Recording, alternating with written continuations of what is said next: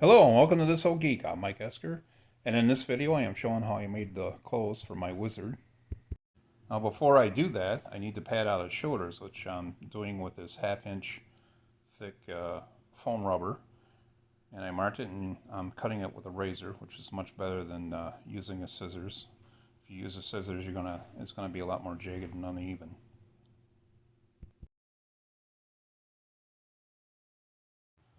Now to glue the foam, I'm using contact cement, which I believe I got from Hobby Lobby.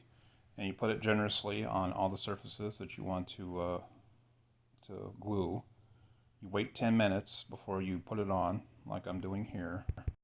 I do that front and back. Put it on generously, wait 10 minutes, and then stick it together. And as you can see, I got smart and put a bag over the head because the hair was getting all over the place. I decided that the legs were too far apart, so I needed to cut his hips down a little bit. I marked them right here. In order to do that, I had to remove all the limbs, because all I need is the torso. Take his head off too, and I'm just going to take it somewhere and have it cut, so you won't be seeing that in this video. I take the eye screws off as well, so I can go have that cut down, because I need to move those. After I come back from having it cut down, I go ahead and drill some new holes for the eye screws, and then I put the eye screws back in. So when I screw the eye screws back in, I want to make sure that they're going the way that I want them to. In this case, I want them to go horizontally. Here I am painting the ends that I cut with a polyacrylic finish to help protect them, and so they last. And then I replace all the limbs, the legs, crimping them back down with my needle nose pliers. Now here I am drawing a pattern for the pants. I'm doing mostly guesswork here. I'm not a garment maker, so I just do what I can. Getting everything all even here, make it look symmetrical.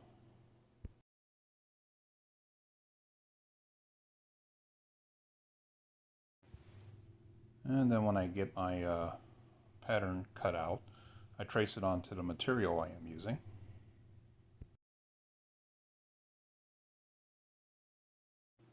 I also measured about a 1/4 inch outside the pattern there. That's going to be my seam on either side.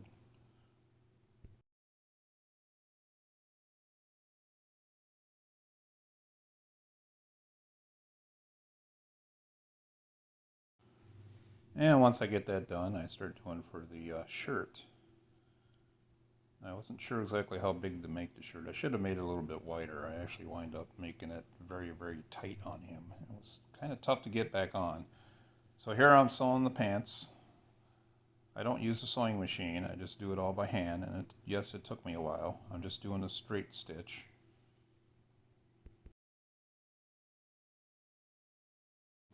Just right along the sides and not the middle there. Now I am sewing like a hem on the top of the pants there, because this material frays quite a bit. I don't want that doing it, so I'm making a hem all the way around the waist. And when it's all sewed, I turn it right side out.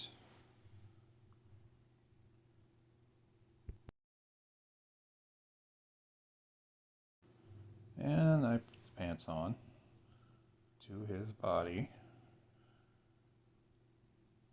I made it, the openings big enough to get his feet through, just barely enough.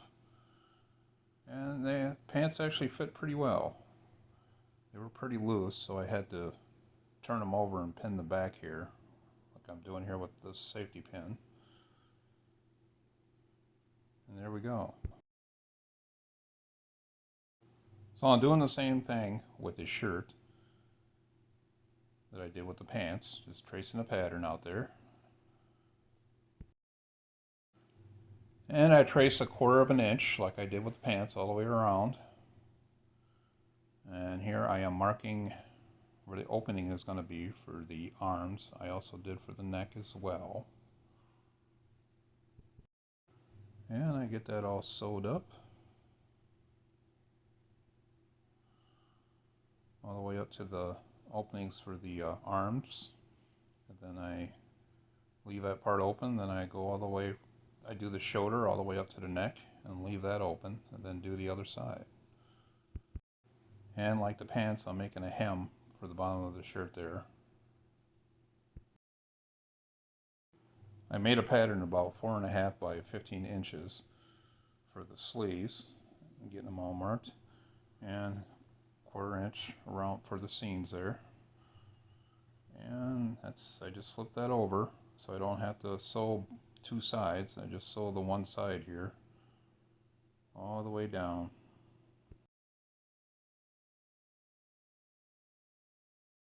And yeah, I did have to remove the arms again in order to get the sleeves on, which I should have just let them off in the first place. So after I get the sleeves on, I attach the arms to the shoulders. Get them crimped on there. I put the sleeve in, the end of the sleeve in about 1/4 inch into the shoulder, and then I pin it all the way around. And then I just sew the sleeve right into the shoulder using a whip stitch.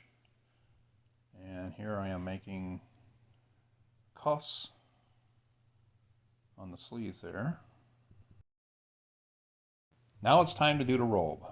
I had to think a little bit how I was going to do the robe, so I just decided to do it this way. I was just going to cut the pattern out all on one piece and lay it on my material, but my material wasn't big enough for when I doubled it up because I need 2 sides of everything, so I had to do the sleeves separate from the body. I get everything all straightened up here, get it all symmetrical, make it look neat. I even out the sleeves here, make them straight. I get everything all cut out. I only needed 1 pattern for the sleeves, but I went and cut 2. I don't know why.